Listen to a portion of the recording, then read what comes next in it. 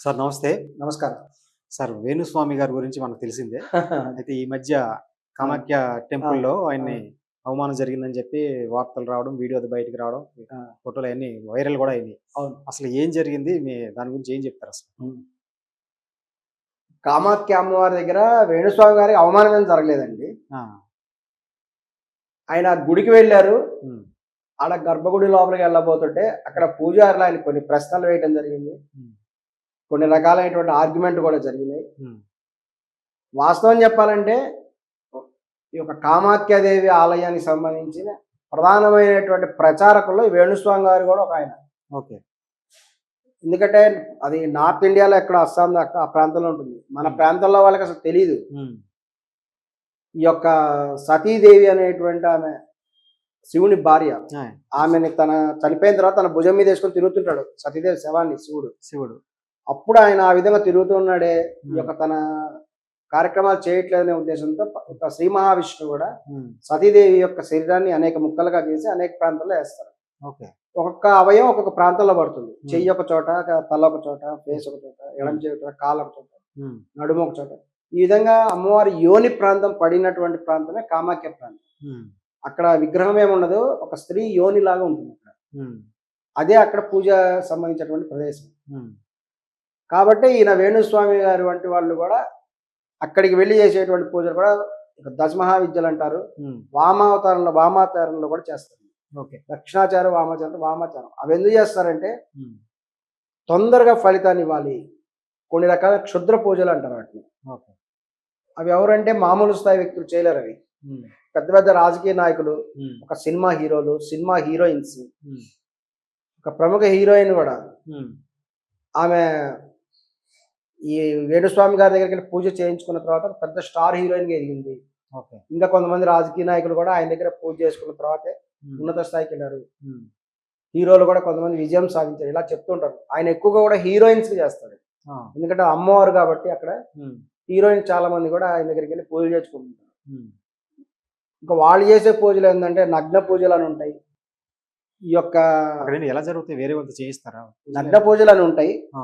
ఇవేందంటే నగ్న పూజలు అనేటువంటివి అమ్మవారికి అక్కడ వేరే దురుద్దేశంతో కూడా ఏం జరగవు. హ్మ్. అమ్మవారిని ప్రసన్నం చేసుకోవాలనే ఉద్దేశంతో కూడా కొన్ని రకాల పూజలు చేస్తారు. హ్మ్.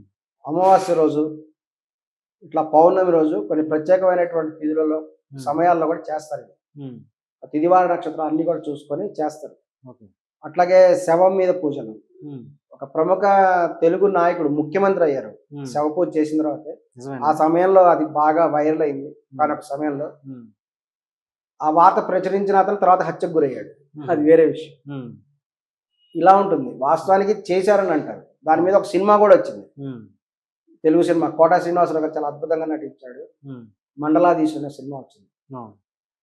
ఏదో కొన్ని పూజలుంటాయి. కానీ ఈ పూజల వల్ల ఏందంటే ఇతరులకు ఇబ్బంది కలిగినంత వరకు నష్టం లేదు. హ్మ్. మన దేశంలో లౌకిక రాజ్యం కాబట్టి హ్మ్. ఎవరికి నచ్చిన పూజ వాళ్ళు చేసుకోవచ్చు. అవును. ఎవరికి నచ్చిన మత విశ్వాసాలు వాళ్ళు ఏ మతం వాళ్ళు ఆ మతం చేసుకోవచ్చు. హ్మ్. హిందూ, ముస్లిం, క్రిస్టియన్ ఎవరైనా సరే హ్మ్. ఆ స్వేచ్ఛ ఉంది. హ్మ్. ఇతరులకు ఇబ్బంది కలగనంత వరకు అవును. ఎటువంటి పూజ అయినా వాళ్ళు చేసుకోవచ్చు. హ్మ్. కాబట్టి ఈ పూజలన్నీ ఏందంటే రాత్రిపూట చేస్తారు కొన్ని. హ్మ్. రాత్రిపూట ఒక చాలా లిమిటెడ్ ప్లేస్‌లో చేస్తారు కాబట్టి, హ్మ్. సో ఇటువంటివి బయటపడే అవకాశాలు చాలా తక్కువుంటాయి. ఓకే. శ్మశానాల్లో పూజ చేసే క్షుద్ర పూజలు కూడా కొన్నుంటాయి. హ్మ్. శ్మశానాల్లో ఈ రోజుల్లో చేయటం అనేది అంత ఈజీ కాదు. చాలా హ్మ్. కష్టము. కొన్ని హ్మ్. ప్రాంతాల్లో మటుకు చేస్తారు. ఈ హ్మ్. రోజుల్లో కూడా. హ్మ్. ఇప్పుడు ఈ మధ్య చెప్పారు గదా! ఇక్కడ ధర్మస్థలంలో. ఆ! ధర్మస్థల వంటి ప్లేసులు కొన్నుంటాయి. హ్మ్. అక్కడ నేత్రావతి నది ఉంటుంది. అవును. ఆ నదీ తీరంలో అడవి ఉంటుంది. ఆ హ్మ్. అడవిలో చేస్తారు క్షుద్ర పూజలు. ఈ రోజుకి కూడా. అవునా? ఈ రోజుకి కూడా చేస్తారు. హ్మ్. ఇంకా కాశీ దగ్గర గూడా కొంతమంది గూడా చేస్తారు. ఇవేందంటే అమావాస్య రోజు. హ్మ్. అమావాస్య రోజు ఒక గర్భంతో ఉండేటువంటి ఒక స్త్రీ, హ్మ్. మహిళ గనక చనిపోతే ఆ! ఆమె యొక్క శవంతో కూడా కొన్ని రకాల పూజలు చేస్తారు. చేయటం ద్వారా కొన్ని మంత్రాలు చదవటం వల్ల కొన్ని అతీంద్రియ శక్తులొస్తాయి. హ్మ్. అలాగే మగవారైతే బ్రహ్మచారి అయ్యుండాలి. హ్మ్. ఆదివారం, అమావాస్య రోజు. హ్మ్. ఇవి అందరికి తెలివివి. ఇవి ఒక కొన్ని ప్రముఖ గ్రంథాలలో మాత్రమే ఉంది. హ్మ్. ఆ క్షుద్ర పూజలు చేసే వాళ్ళకి మాత్రమే తెలుస్తాయి. హుహు. వాళ్ళు కాశీలో కొంతమంది రెడీగుంటారు. నేత్రావతి నది దగ్గర కొంతమంది రెడీగుంటారు. హ్మ్. ధర్మస్థలంలో. వీళ్ళందరూ ఏందంటే ఆ రోజు ఇలా గర్భిణీ స్త్రీ కనుక మరణించుంటే ఆదివారం అమావాస్య రోజు రావాలి. రాత్రిపూట వెళ్ళి అక్కడ పూజ చేస్తారు. చేస్తే వాళ్ళకి కొన్ని శక్తులు వస్తాయి. ఓకే. కాశీలో కూడా కొంతమంది కాచుకొని ఉంటారు అక్కడ వీళ్ళకు ఈ శవాల కోసం. కాశీలో నిత్యం కూడా జరుగుతూనే ఉంటాయి. ఇలా క్షుద్ర పూజ. నిత్యము శవాలని కాలుస్తుంటారు అక్కడ. ఎందుకంటే అక్కడ చనిపోతే దేవుడి కటాక్షం ఉండదు, పునర్జన్మ ఉండదు నమ్ముతారు. అందువల్ల కొంతమంది అక్కడికి వెళ్ళి చనిపోతుంటారు కాశీకి. అలాగే నేత్రావతి నది దగ్గర మన సౌత్ ఇండియాలో ధర్మస్థలం, అక్కడికి వెళ్ళి కొంతమంది చనిపోతుంటారు. సో ఈ విధంగా కూడా జరుగుతూ ఉంటాయి. క్షుద్ర పూజలు చేసేటువంటి వాళ్ళు సాధారణ ఏంటంటే బయట ఎక్కువ కనపడరు వాళ్ళు. ఈ వేణుస్వామి లాంటి వాళ్ళు ఏంటంటే వీళ్ళు వామాచారంలో ఇక 5 రకాల మకారాలు అంటే మందు, మైథునం అంటే సెక్స్ చేయడం, అవునా, అది కూడా పూజలో భాగంగా భావిస్తుంది. సో వీరు మెయిన్ ఏంటంటే ఇప్పుడు పిల్లలు లేనటువంటి వాళ్ళు వస్తారు.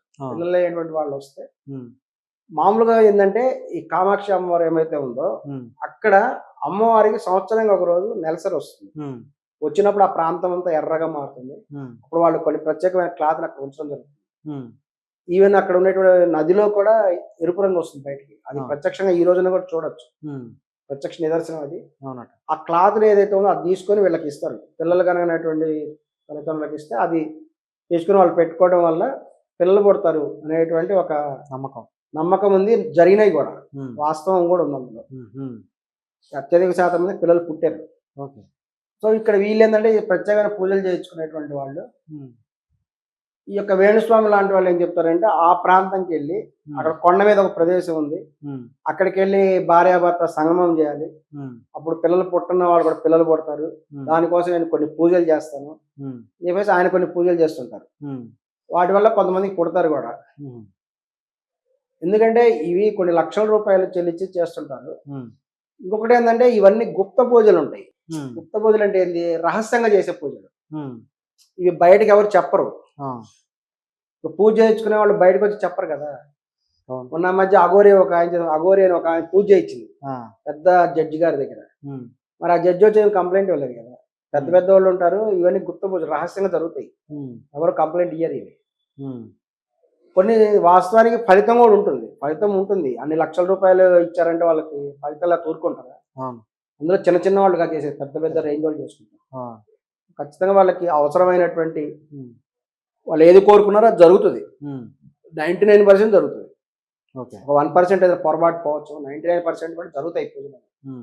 ఇక్కడ వేణుస్వామి అనేటువంటి ఆయన ఏంటంటే ఎప్పుడైతే ఏంటంటే కొంతమంది భక్తులను తీసుకెళ్తాడు, కొంత అమౌంట్ ఇతను తీసుకుంటాడు, కొంత అమౌంట్ అక్కడ ఇస్తాడు. ఇతను చేసేది అదే, ఏం సింపుల్ అది. ఇందులో పెద్ద సీక్రెట్ ఏం లేదు. అన్ని వ్యాపారస్తులు ఏం చేసేది ఆయన చేస్తారు. ఇందులో రహస్యమే ఉంది. రకరకాల వృత్తుల్లో వాళ్ళు కొంచెం తీసుకుంటారు, కొంత ఆడ కడతారు. ఈయన ఎక్కువ తీసుకుంటున్నాడు వేణుస్వామి, అక్కడ కొంచెం అమౌంట్ కడుతున్నాడు. అది ఆయన చేసేది. కాబోతే ఏంటంటే ఎప్పుడైతే ఆ లోపలికి వెళ్తున్నాడో వాళ్ళు ప్రశ్నించారు ఇంక అక్కడ, ఏంటి నువ్వు ఆడమగవాళ్ళు తీసుకొచ్చి ఆడ పైన రూమ్ లో పెడుతున్నావు అంట, వాళ్ళు ఇంకెక్కడ దొరకనట్టు ఇక్కడికి వచ్చి సంగమాలు చేసుకోవటం ఏంటి, దీని గురించి రాకూడదు కదా. యాక్చువల్గా దేవాలయాలు అనేటువంటివి చాలా పవిత్రమైన ప్రదేశాలు.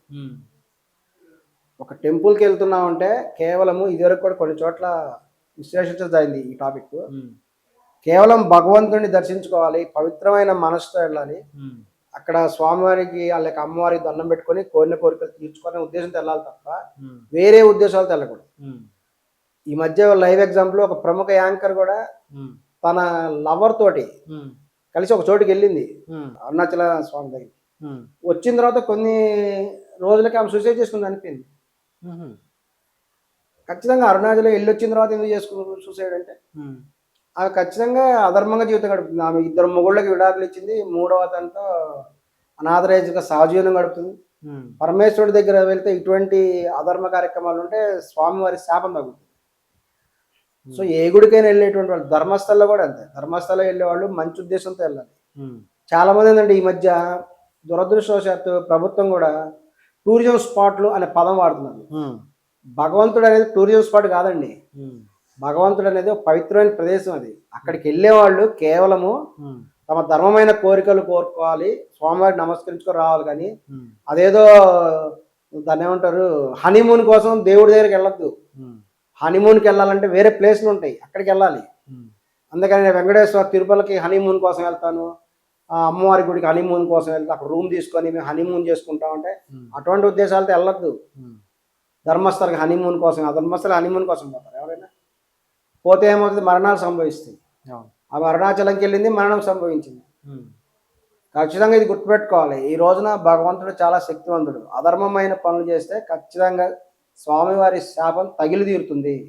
ఇందులో కొంతమంది స్వయంభూవులు ఉంటారు, శక్తివంతమైనటువంటి వాళ్ళు ఉంటారు. ఒక అరుణాచలేశ్వర స్వామి కానీ, ఒక తిరుమల కానీ, ఒక కామాక్షి అమ్మవారు కానీ శక్తివంతమైన వాళ్ళు. శక్తి మహాశక్తి ఉంది ఆ యొక్క స్థలంలో, ఆ యొక్క ప్రదేశం.